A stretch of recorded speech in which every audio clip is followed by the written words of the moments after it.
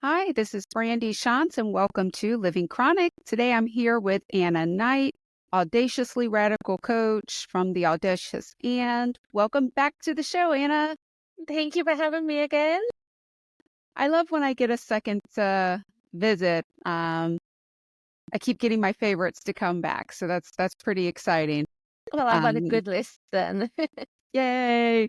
There's so many of us out there just trying to do our part, whatever Mhm, it is, whether it's just surviving for the day or trying to help other people going through similar situations or, out there trying to change policy or law.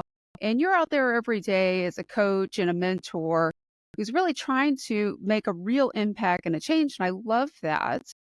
And it's not just that you're doing that, it's that you're doing it from a completely different place. And as we learned on our last episode, even though I'm in the United States and you're in England, we have the same problems. yes, very much so.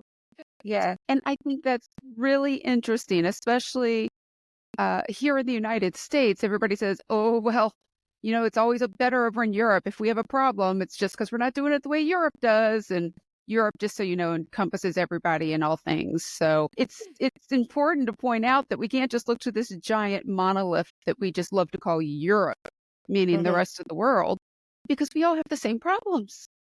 Yeah. Or many of, right? Yeah, it's something I've noticed a lot online recently is this idea that if we were just somewhere else, it Yeah. would be better. Like this i- in Europe, like I know we're Yeah. not in the EU anymore, but if there is that kind of, oh, well, the North Americans are doing such amazing research. And it's like, actually, I think the systems that are impacting us are broadly similar. Like, yes, there's differences Yes. in healthcare, social care, but on a very broad level, the problems that we experience are the same as the problems you experience. No, exactly. And it was one of the first things that really struck me when I started the podcast, because you want so much to have a model to look at and say, see, it's easy. Let's just do it this way, Mhm, because that's the easy way. But when you find out that wherever you go in the world, we're all experiencing very similar issues, similar bureaucratic, walls, similar, um, bias, whether, you're in the US or England or Australia or Germany, you walk in, you have a problem, you're a woman, probably going to be dismissed a little bit. Are you overweight? That is going to be 1,000% of the problem every time. of course. Um, must be the Your way. mental health is another a good one to be like, oh, a little bit anxious. That must be it. Yep, it's you need that therapy. And doesn't matter where we go, we get it the same everywhere. Mhm. So since the last time we spoke, it's been an interesting world for me because, well, frankly, I just had my own little meltdown this year, but a lot of it was caused by I had all these brand new symptoms that came up, things that became worse. And I went to see a doctor, and for the first time, this doctor looked at me and said, no, no, it's not in your head. Let me run some tests. I think I know exactly what's wrong with you. And sure enough, he was spot on. I have dysautonomia. And that Mm. does take practice to say. But, I thought so much about what I've gone through, what you've gone through, what so many different people who've been on my podcast, patients around the world, whoever you are, we just go through these things the same over and over again. And it took me 4 years before somebody said, no, that's not in your head. I have a test for that. And you know what? Yeah. He had a test for that. And doesn't it strike you? I've had very similar. I can't remember if it happened just before the last time we spoke or just after.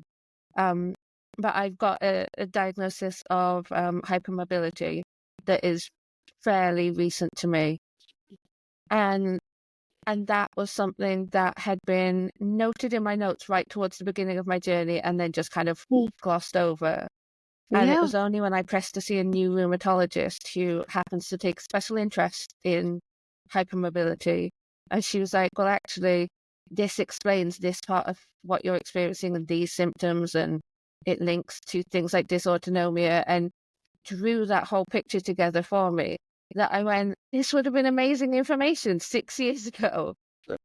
But it's It, just that I didn't have the right doctor with the right test, with the right knowledge, and I was being dismissed as overweight, very it, anxious, a bit traumatized. And I was going, I mhm. guess I am all those things. Yes, And let me tell you there's about something why else I'm that here. way. Yes, let me tell you. Let's have a storytelling session right now. Can we? Let's talk about how I ended up here, right here.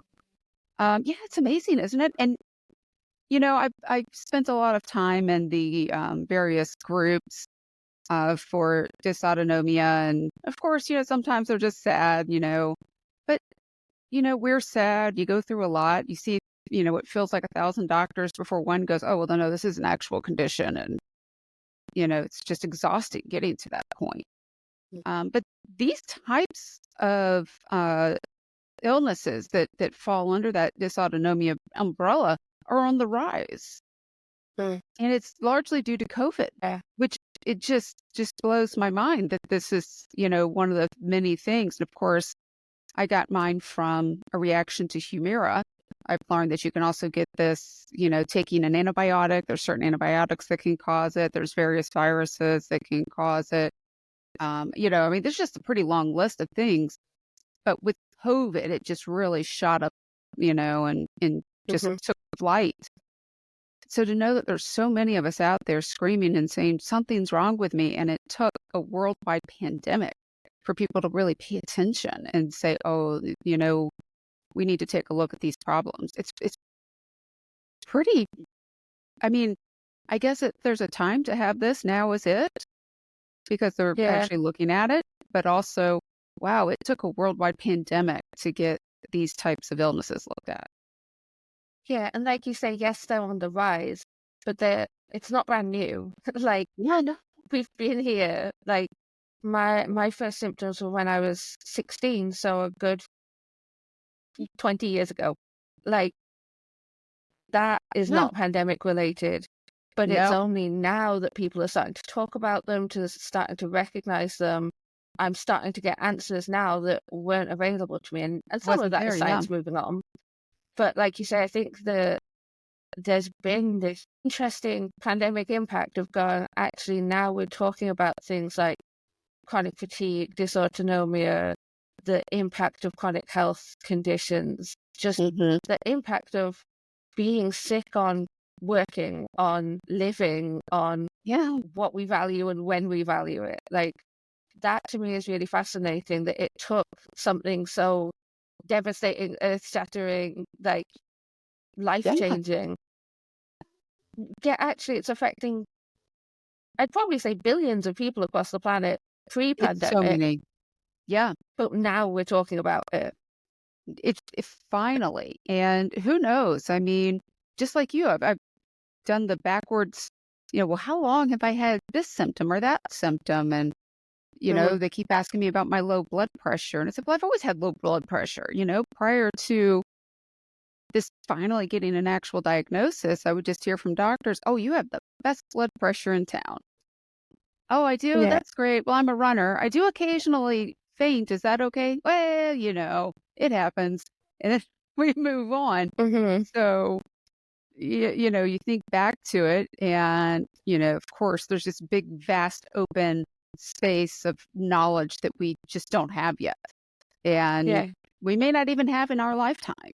But, to know at least we're really studying at it, looking at this, studying it. And maybe, I don't know, maybe, people like you and I were just more susceptible to it all along. Who Yeah. knows? I But think it's really I'm interesting. I've been doing some reading about the stages of grief model, because I think when you do acquire a chronic Mhm, condition, even when you can track it back and go, oh yeah, it was there a lot longer than I realized, mhm, when you go from viewing yourself as a healthy person to viewing yourself as a person with a chronic illness, I think you go through a grieving process. big time. And the big thing out there that we all know is the 5 stages of grief, yeah, anger, Yeah. bargaining, depression, acceptance. But the person who wrote the 6 stages of grief, David Kubler, has added a 6th stage. Oh. And this is the one that's really interesting to me because he says the sixth stage of grief is making it mean something. And Mm. that can be on a personal level, just like understanding it in the context of your life's journey. But what I see the people that I work with more and more is that what we're making it mean is something's got to change. Yeah. And so what really inspires me is the amount of patient-led movements in all kinds of chronic conditions and neurodivergence and mental health Mhm. conditions where it's not actually about the medical community and waiting on that doctor lottery to go, am I going to find the one who can give me the right test? And that we're actually going, never mind about the label. How can we manage this? What are the tricks, the secrets, Yes. the hacks? What do I need to know? Like I've learned more about my health conditions off of things like podcasts and TikTok than I've ever had from someone getting paid medically to Oh, give no, me information. absolutely. Oh my god, you are right. And I thank goodness we're all getting up and saying, "No, I'm not gonna sit here and be depressed any longer." I Mhm. mean, yeah, I might be depressed while I'm doing something, but I am going to do something Yeah, about this. And, you know, what a time to live, when we have so many people looking out for each other and saying, mm, "No, no, we can make this better." As a matter of fact, Saturday, I'm going to be speaking at a medical conference filled with GI docs, which of amazing. course is just my dream right now because they want a patient advocate and somebody to get up there and talk about how can you make patients' lives better. Mhm. And the topic I'm going to focus on is, frankly, I don't care about your opinion. And I think so much of my problems, and I remember from the last time we spoke, a lot of your problems as well were doctors with their own stupid opinion. Well, is that established science? No. Okay, well then I don't care. Mhm. Take your opinion, keep it to yourself. Now let's talk about established science or science that we don't know much about or trends we might be seeing. And then we'll have a little discussion about what might be the best next step for me. It's your Yeah, opinion. I don't care. Stop there. exactly. And I love that that's what you're doing and where you're going because I think that's the next step is at the moment I see these webs of interconnectedness patient to patient. But I think the next step that we need to take is moving that out into the wider medical complex and going, actually, Hmm. no, it's time you listen to us. Yeah. So last time I was on, I don't think I mentioned that I worked in autism research for 3 or 4 years, Yeah. back three being a coach. In my previous career as a speech therapist, I did 4 years of autism research. And it was fascinating because it was reported on internationally as this groundbreaking autism study. And yet, while we had input from parents of children with autism, because it was a children's study, we didn't ask any autistic adults to look at what we were doing, to give their opinion on what it Mhm. would have felt like to them to have gone through this. Did it make sense to the autistic mind? Did it make sense to how they think about the world? Was it ethical? Was it Mhm. respectful? Like we were asking the parents, is this what you want? And yet at no point in that whole study's design, and it wasn't, I was in the very last phase of the study. This project had been going for 15 years, I think. And at no point in that process had someone actually stopped and gone to the people who will be impacted by Mhm. this in the future and gone, hey, can you cast your eye on this? Can you look at it? Yeah. And I'm hopeful that that's changing now because, like you say, we don't need external opinions. We don't need people to talk Yeah. about what they think is best for us. I have a friend who has just been given support from personal assistants to let her do things more independently. Mm. The assistants can drive her places, they can kind of support her with activities. She's an ambulatory wheelchair user, so sometimes she's in a chair, sometimes she stands, she transfers. Um, the first thing she got her PAs to take her doing was kayaking. You'd never think that anyone at the doctor level or the social care level or at the funding level would have gone, what is really important to you in life kayaking? Yeah. But to her it was. that was something that she always wanted to do, and as soon as she got that funding, she was living her life. Like, literally day one, that's what they were doing. That's the right way to do it. And I tell you what, I know we always want to look for a model somewhere because that makes it easier. And knowing that in so many ways, this community internationally is just paving a brand new road makes it Mhm, difficult. But where we have seen a lot of really great work like that, it's actually with disabled veterans. They mm, came home. There really wasn't a whole lot here for them. You went to Afghanistan or Iraq in 2004, 5, 6, whatever year you went, and you came home and you'd lost a leg or an arm or one eye, whatever it was. There just really wasn't a whole lot available to you to yeah, continue to live your life as this new person. And that's when a lot of veterans said, well, we'll figure this out on our own. And they did start various nonprofit mhm, organizations that would take you kayaking if you wanted to. They would start a sports league just for people with, various disabilities, missing a limb, or, whatever it is your disability is. And today we see disabled veterans living very full lives, playing sports, mhm, getting out there into nature, doing all the things they used to love. Sometimes it's new things that they'd never even thought they would do. And somebody said, hey, you know what? I bet swimming might be something that you'd have fun doing. And voila, next thing you know, they're at the Special Olympics. So, there's just so much that has been done there. I would like to see that, really implemented broader mm, for those of us who are experiencing, maybe, you didn't lose a leg in Afghanistan, but you know what? I can't use my legs sometimes. I had to finally break down and get my handicap sticker and, you know, I only use it when I need it, but you know what? Sometimes I don't have the use of my legs either, and it has absolutely nothing to do with an amputation. yeah, So, I think these kinds of things are just amazing for our mental health. yeah, and I think it challenges the idea of what a person with a disability is like. Hmm. There's so much of that idea of being quiet and grateful and, Oh, "Oh, yes. I get just enough to get by, and that's good enough for me." Like, Hmm. I when my friend told me what she was doing with her PA, I was, like, whooping for her because I was like, "Yeah, that was surprising." She's a very dainty, petite, little English lady, and yet at the same time, what a wonderful thing that PA must have turned up for their first day at work thinking like, "Oh, what are we doing? Get in that kayak 'cause we're off down the river." But I love There's that 'cause I so I much. bet without we don't even need to ask most people, but I bet most people had in their head when you started that story, oh, she's going to want to go knitting, or let's try a painting class.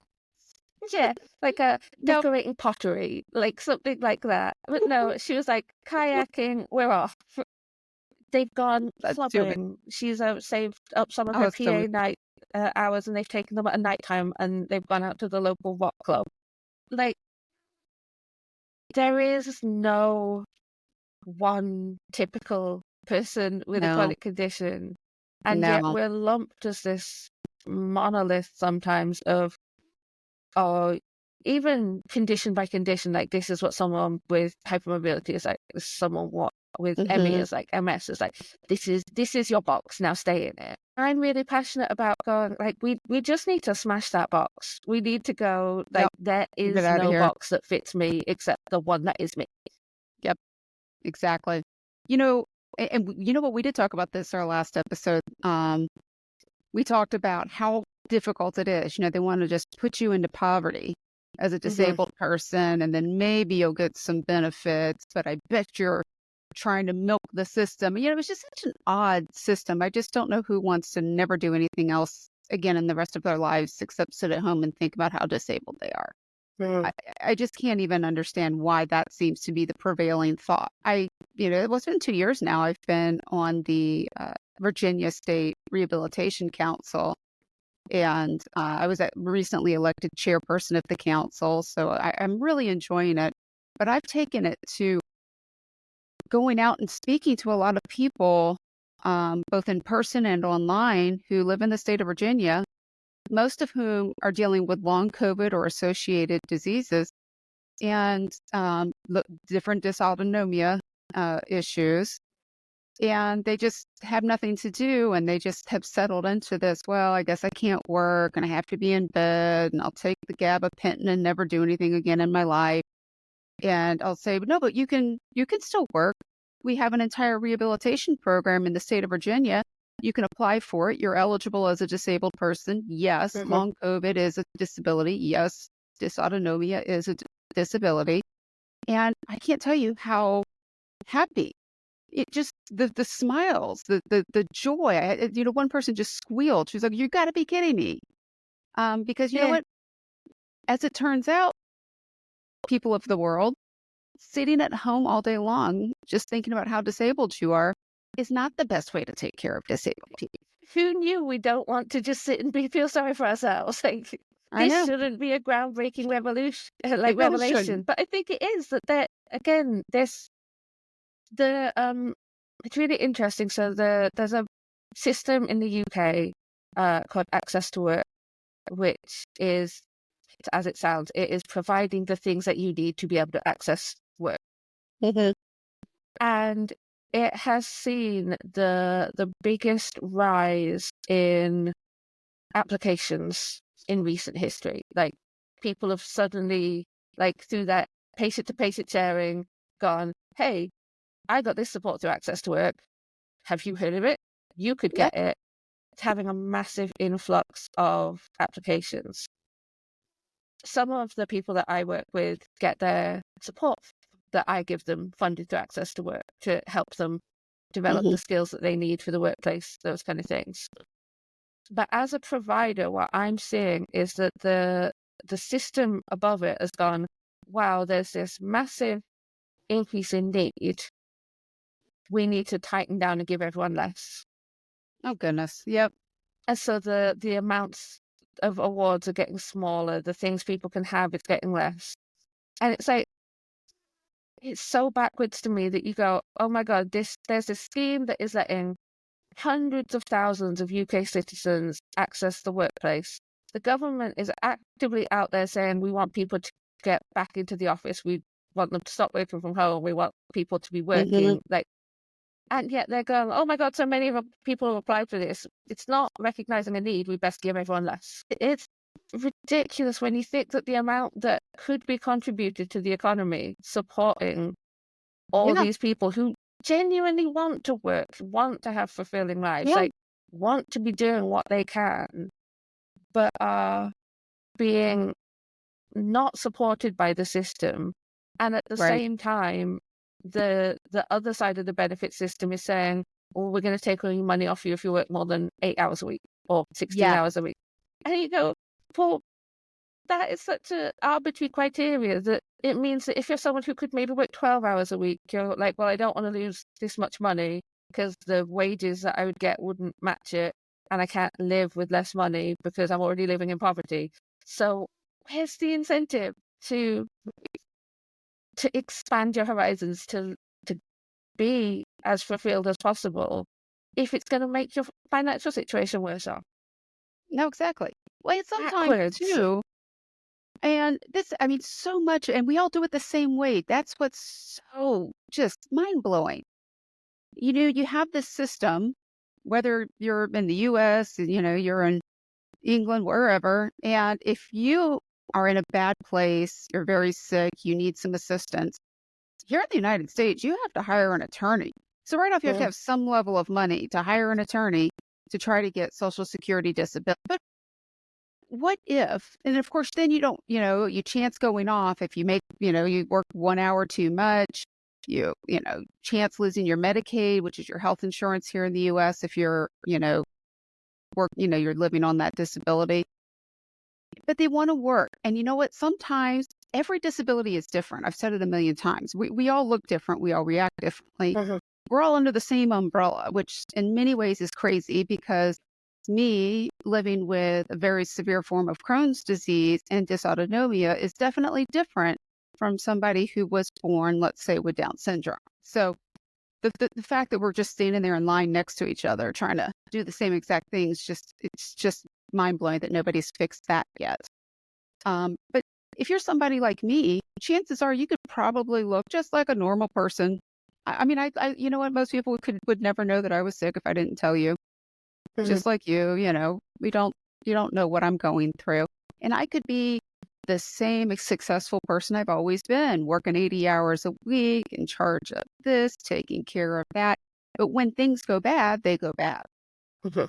And that's when you need something. I don't need to hire an attorney to be sitting on disability for the rest of my life, but can I please have some sort of a net that I can fall into when things get Yeah. bad and then just bounce right on out of that? How much better would the system be if you could fall into disability and the proper medical care? And if you're somebody like me, you can bounce right out of that. Mhm. Or if you're somebody who's always going to struggle, you just don't lose your benefits because you made an extra $200 that month. I mean, it's Yeah, insane. exactly. Or I don't know about in America, but there's a certain amount you can have in savings. So you can have Yep. saved and And really be trying to improve your situation, mhm, buy a house so you have housing stability, but you can't save up enough to buy a house because even if you're working, if you get any kind of support from the government that's means tested, there's a savings cap on it. So yeah, it really and it is. frustrates me so much because the assumption there's it's a very topical subject. Mhm. We've got a new government in the UK, and they've Yeah. just announced that they are cracking down on benefit fraud. And they quoted 1.6 billion lost to the UK in benefit fraud. But what they don't say is that the flip side of that statistic is that the rate of benefits fraud is 0.02% of claimants. When you say 1.6 billion, you go, oh, that's a big problem. When you say 0.02% of claimants are fraudulent, you go, oh, actually, this isn't a problem. Yeah. Not so bad, is it? It's Yeah. interesting. It's the same here in the United States. We have all these people screaming about benefits fraud or, well, as you know, right now in this country, voter fraud, as if that's ever even, but the reality is it's just not happening. It's just not Hmm. there. But it reads well. People get all excited about it and bent out of shape. People are taking money. I just don't, you know, I'd give up every benefit I have if I could just go back to being the healthy person I was, the healthy young woman I was before I went in the army. I'd give it all up. I'd give it up in a second. Yeah. I just don't know why people seem to think that living just, in poverty with nothing to do and depending on the state for, your assistance, your help, that's somehow attractive to people. They don't understand the realities of what it's like. I think Mhm. they hear the story about, oh, everyone knows that one person who's a friend of a friend who's got Uh, whatever from the government. I just Yeah. go, that is not the reality. That is an No. urban legend. Oh, yes, we have them here too. You We have them go, here too. yeah, people don't see the reality of it, the like being up at 2 a.m. I dislocated my knee yesterday, sleeping, as you do. Like, Mhm, people don't see that to be able to function for work yesterday, I had to use KT tape to hold my knee back in place once I'd got it back in place. And you go, mhm, oh, that's an easy fix. Until you go, well, actually, a roll of KT tape costs in the UK about £20, so about yeah, $40. And I go through 3 rolls of them a month, just holding my yep, joints in the right place. That's yeah, $120 in my budget that I have to find just for the privilege of my joints not dislocating. yeah. You know, um, there's so many things. I mean, we could probably do an entire series on all the things that people think that just drive me nuts, or all the things that have happened in my life that really kind of piss me off now. Yeah, Brandy and Anna rants. We could make a whole thing. just the whole I mean, we could do it monthly, weekly, who knows? I mean, so much. But I remember being a young lady and I was in college and I just really wanted to make a big difference in the world. And I didn't want anybody's help. in school, you always, it was a joke back then. I'm sure it's still a joke right now. All the girls who were there at college, we would say they were there for their MRS degree. They were always hanging out outside the med school or the law school trying to, find that husband, find that guy with a certain last name that comes with a lot of dollar figures. And I was never that person. And of course, when you're young, you're so judgmental, which is so funny because when you look back, you're like, wow, you were judgmental, young lady. I had in my mind I was going to do great things. I was getting ready to commission in the Army. I was going to be an Army officer. I was going to, Mm, work I really wanted to save the women of the world and do all these great things. And here I am. I've got severe Crohn's disease. It knocked me on my hiney for the longest time. It took me 4 years to get a proper diagnosis for everything I went through with the Humira, from the drug-induced lupus to the dysautonomia, POTS, all this crazy stuff. And so much of what is prescribed to me is stuff that is not prescription drug. I mhm, have to get massages once or twice a month, take hot baths. I mean, just I have magnesium supplements all over the place. My house is just nothing but one big magnesium supplement, magnesium cream, just all this expensive stuff. And and then there's times where I just can't work because I can't move, and mhm. that's a problem. And people will say, "Oh, thank goodness you married somebody who can afford all that." And I'm like, "Oh my God, this is what happened. This is where I'm at." Like, is that really what we want for people? Well, Mm, you should probably try to marry well. That way, in case you get sick, he can afford all your massages. I mean, what a nightmare. yeah. No, I'm not happy that I married well, guys. No, not at all. Actually, And what my own situation taught me with my partner, who pre-COVID was able-bodied and now hmm has as many disabilities as me, if not more, is that yeah, is fragile. yeah, it could We end are tomorrow. one bad case of post-viral fatigue or being hit by a bus or hmm like you never know what it's like until you're facing it. And so Yeah, the idea that you're reliant on, oh, thank God I've married well, or that my parents have money, or yeah, I have a friend who works in the US. She was a doctor, so she had the really good insurance when she got lupus. Like mm, that shouldn't be that's yeah, what we're relying on. We should yeah, have a exactly. robust system in place, like you say, that can let you bounce into support and out of support when you need it without jumping through hoops, without having to go, well, you have to prove that you're Yeah, really need it. And by that time, you've been relying on food banks for 6 months because you couldn't yep, feed yourself. yep, exactly.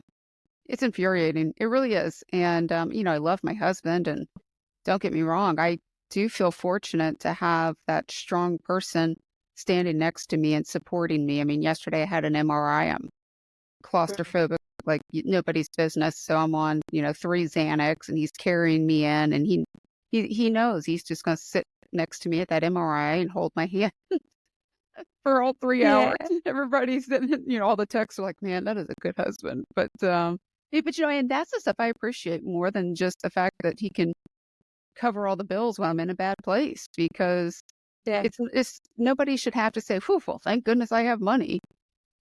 Yeah. That's not the right answer. And more than anything, I never ever wanted to leave my career.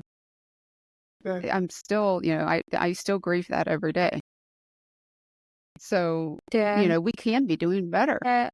And as you're talking about it, it's making me think as well, there's something in there about what fulfillment even looks like, that Mhm, the end pursuit of it is enough money to be safe. Um, so I've been having a lot of conversations recently about sleep with my clients. mhm, Sleep is something that a lot of change makers are in short supply of, a lot of chronically ill people mhm. are in short supply of, a Oh, lot of yeah. neurodiverse people really would love some more sleep. But the more I read about it and the more I learn about it, the more I'm coming to see that actually part of the problem is not sleep itself.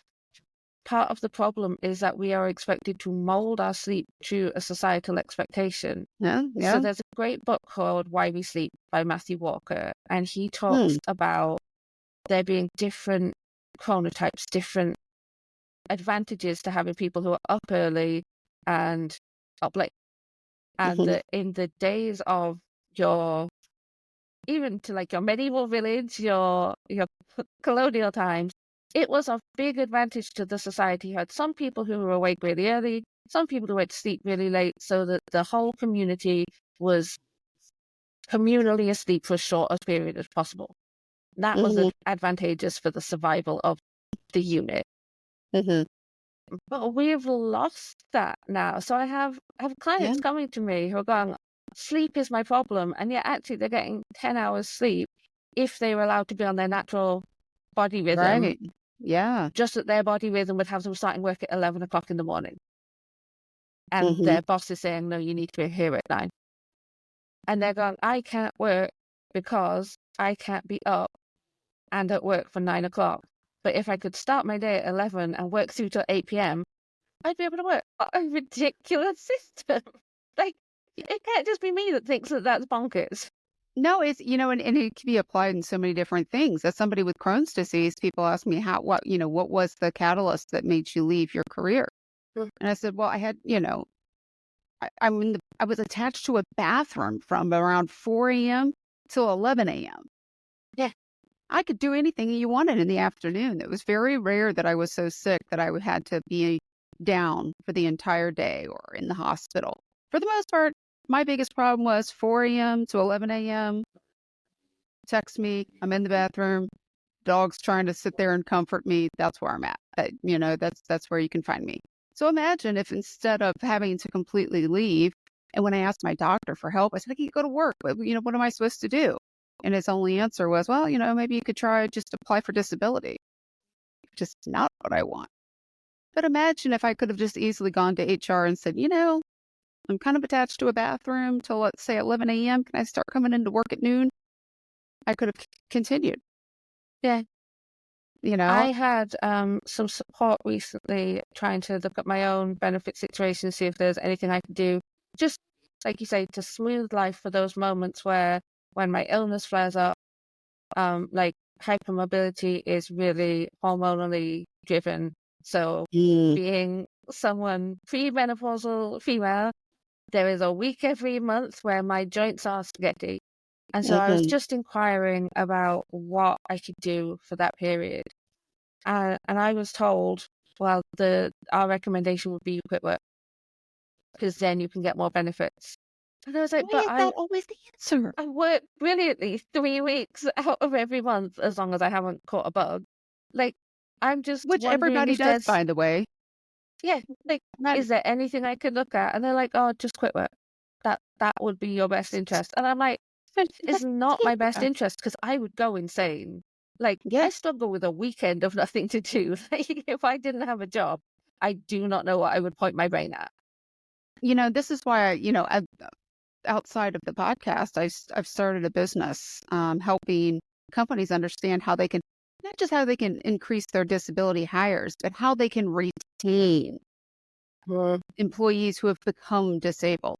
Because that's not what we're doing. We're not doing it in the US. You're not doing it in England. They're not doing it in Germany.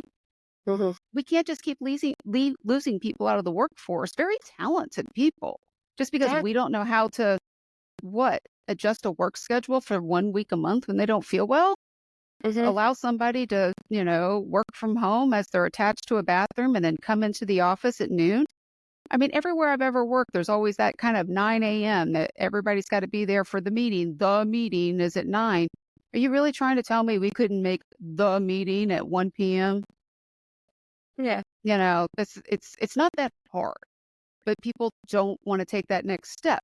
But they will, believe you me, they will spend as much money and time as possible to make sure that they're stopping even one bit of, fraud from getting benefits. Mhm. Imagine if we put all of that effort into retaining disabled workers. Just imagine. Yeah. It's unreal. It's unreal. And again, it's a shame. Same problem, different countries. And that's partly why I'm so keen to fight to keep doing what I do, Mhm. because I support the people who are on the ground making the change. Yeah. And I kind of see it that if every person that I work with who I can support to make their difference in the world, wherever in the world they are, I've had clients in Australia and America as well as Mhm. in the UK.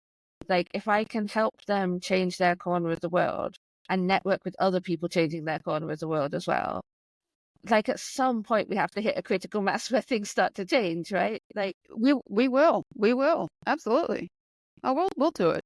I see, and for anybody out there who's not subscribing, your stuff you put on LinkedIn mhm, is amazing. And that's how we do it. One step at a time, one mind at a time, get out there, change minds, change how we view things. yeah, And, you know, I always say, if you don't care about disabled people, okay, I know those people are out there. You think we should just die. That's fine. But how do you feel about profits? How do mhm, you feel about economic output? Because I can also subscribe a good quantitative figure to all of this, where, you don't have to care about me. You could privately think that I should probably just die and the world would be better. Go on, you do you. But keeping me in the workforce, that does have a good mhm, number to it that increases economic output. It's better for our economy. Companies increase profits, that mhm, diversity of thought. I don't care if we're just talking about HR stuff and hey, have you ever thought about it from this perspective? Because, like we've talked about, there's this whole group of us that can't necessarily be at an office between 9 and 11 a.m. But what about other topics? Why is the healthcare industry not hiring us? I need some help, y'all. And when it's me, it's a little emotional, as you could, I mean, if you're chronically ill understandably. out there and you're having a meltdown or two at the doctor's office, screaming, crying, throwing something, whatever it is, have your meltdown. I have mine. Yeah, that's totally normal. But you know what? If you call me and say, Brandy, I need help and I cannot deal with these people anymore, I just can't do it. I'm at my wit's end. You know what I can do? Oh, I can get to that. Oh, I can make it happen. You need appointments? I Mhm, got it. Oh, no, no, no. We'll get you that referral. Don't you worry. I got this. Because we know what we're doing. yeah. So why does every job announcement for, different healthcare positions, it's always 15 years experience only in the healthcare industry? Well, you know what? I got freaking 15 years of experience in the healthcare industry, but it's not the way it looks like for you. And you know what? I know a lot more about what's going on in there than you do Mhm. with a different perspective. Just imagine if we hired disabled people to do that. It's a whole new paradigm, and I personally cannot wait for that tide to turn, because Mhm. I think it changes the social landscape as well. It changes Mhm. the economic landscape. I read a great thing on LinkedIn the other day about the purple pound. So the money disabled people would spend if we weren't spending money just keeping ourselves alive. Like Yeah.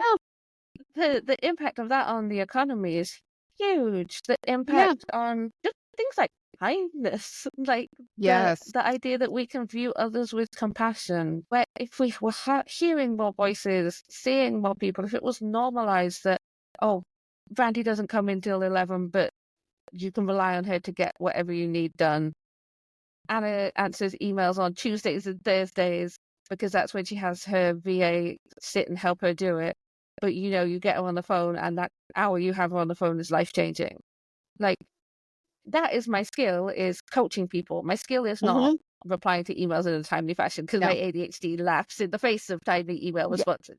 We don't. If people just could accept that that was a part of my neurotype, a part of my disability profile, and viewed that with kindness instead of seeing it as weakness, it would Mhm. be a completely different social landscape. And I think then you look at other issues that we have going on in the world, like climate crisis, and even things as simple as, well, simple, but like homelessness, immigration, all the social issues. If we viewed them Mhm. with more love, more kindness, more Yeah. compassion, the world would We'd be be a in a better very place. different and much more peaceful place. It really would. No, it really would. And I don't think, you know what? And you're right. I think we look at these things as a weakness. I always like to say it's a superpower. Mhm, There's things that I can do. It might look different from how you do it or how somebody else does it. But what my superpower is in how I do things, mhm, and just I love your example, the book you talked about, when people are awake at different times. Well, people at work at different times. mhm, How many times have you heard of the person that's just angry because they just got a phone call at 7:30 p.m. and for them that's, finishing up dinner, putting the kids to bed.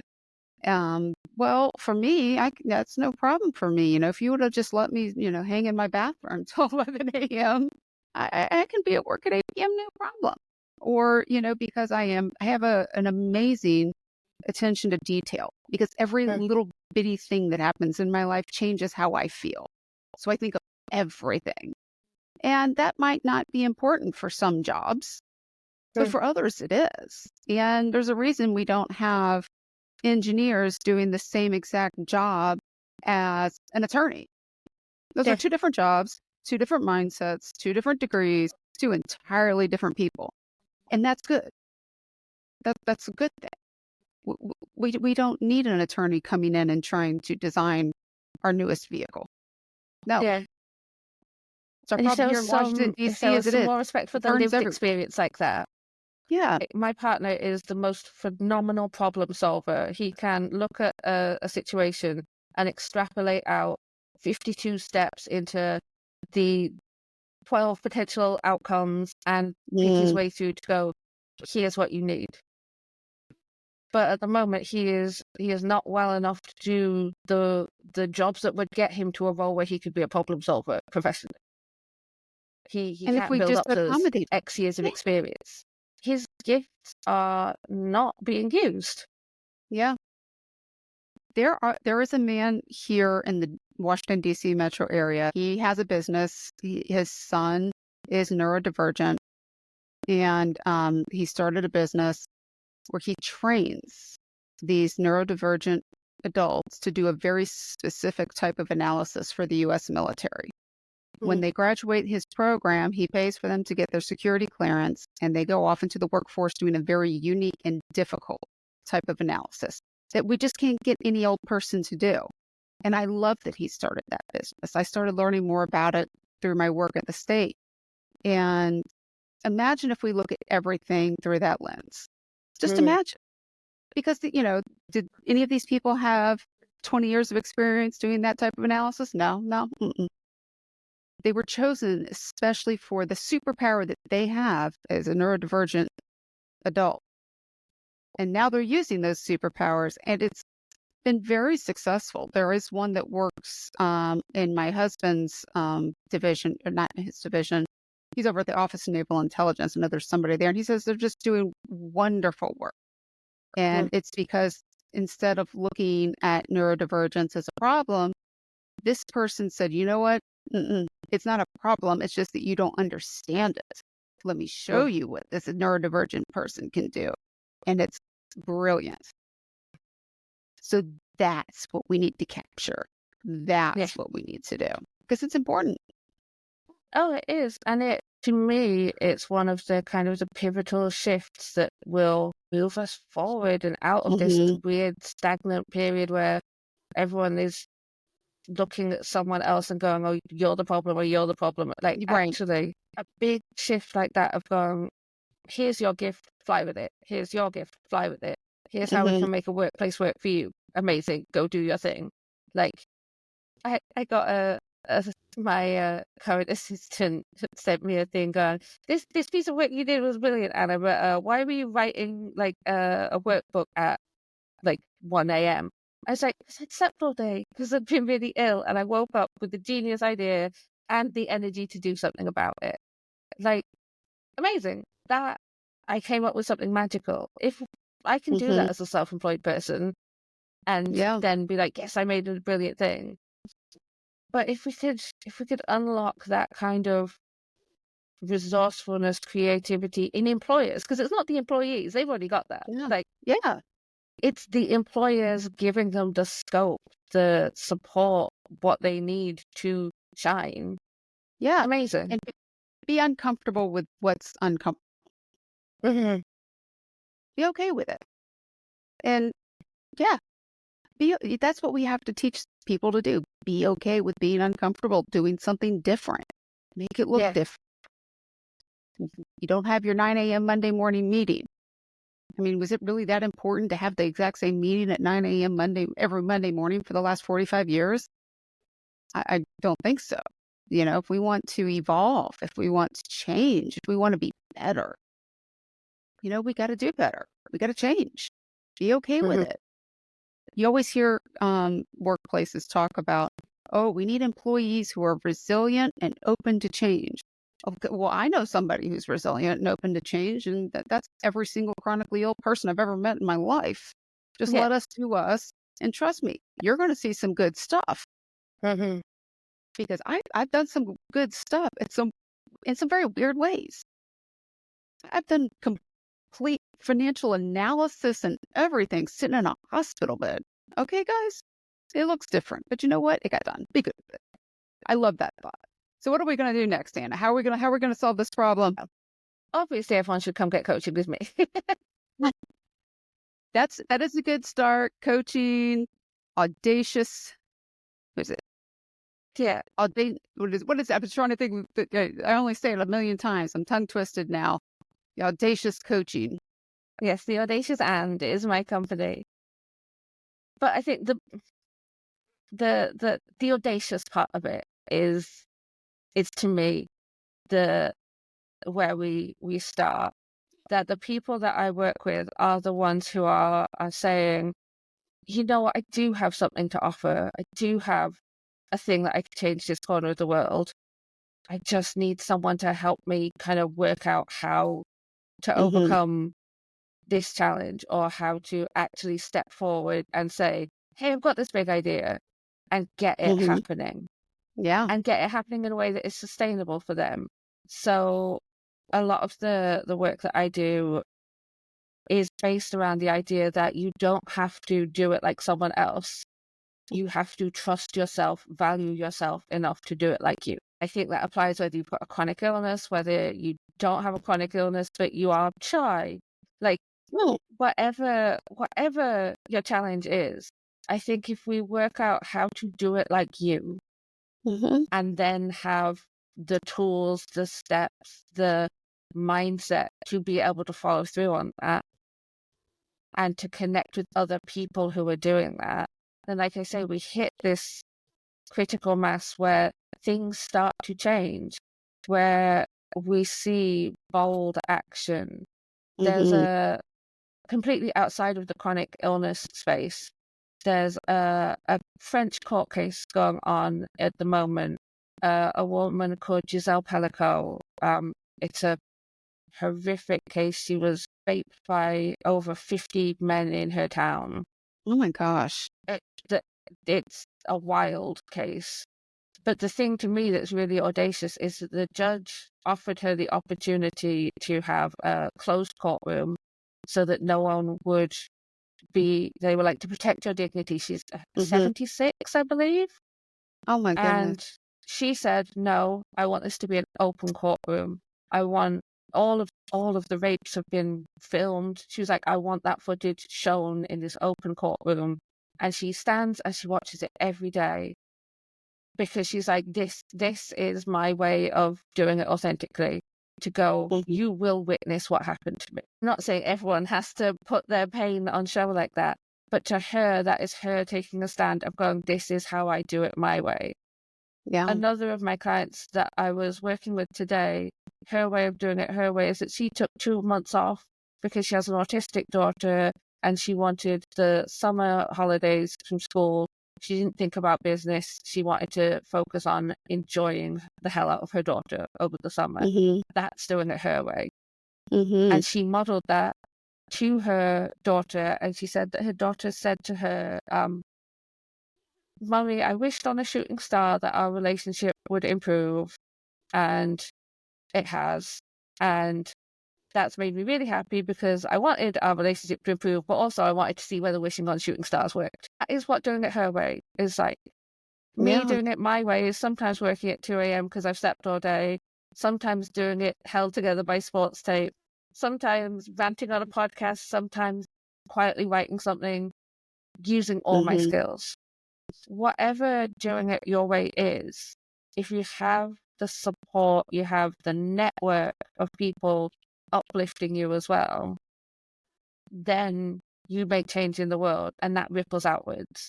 That inspires Mhm. someone else to make change, not because you've told them how to do it, but they've seen you do it your way. They've seen I don't turn up to work for anyone who's watching this in a visual format. I'm here in dungarees with giant daisies all over them.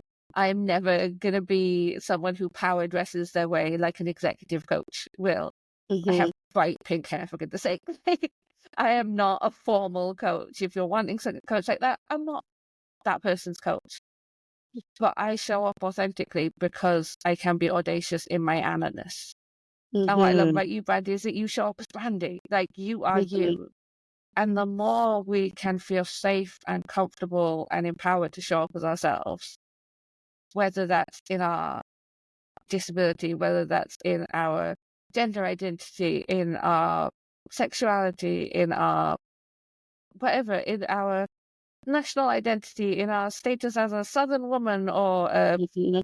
Northern lass in the UK, like whatever those parts that make you up are, like Mhm. if you can be rooted in that and love the twisty dark bits as well, like that Mhm. for me is just as important is like learning to love my disorganization, and the fact that I don't reply to emails in a timely fashion was a challenge because I've been taught I was wrong. I was doing it wrong. Owning the hell out of that, owning who you are, how you do it, to me, that is huge. That's very well said. And I really hope, actually, no, I know that we're going to make change. And when we have somebody like you out there doing this work, coaching people to be themselves, that's how we're going to get there. That's how we're going to get there. And one day, we're going to start to see people look at disability in an entirely different way. Mhm. And, just one step at a time, one person at a time, one company at a time. But I think we're going to do it.